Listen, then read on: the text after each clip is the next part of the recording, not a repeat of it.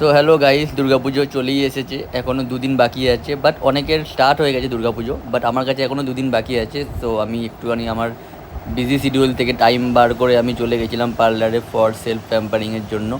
So বছরে এই একটা সময়ই আমি পার্লারে যাই নিজের দিকে একটুখানি খেয়াল রাখার জন্য, যাতে আমাকে ঠিকঠাক দেখতে লাগুক জামা প্যান্ট পরলে দুর্গাপুজোর সময় স্পেশালি। সো আমি ফার্স্টে করিয়েছিলাম ডিট্যানিং, দেন শ্যাম্পু করার পর হেয়ার কাট হলো, দেন স্পা ক্রিম লাগানোর পর স্পা করালাম।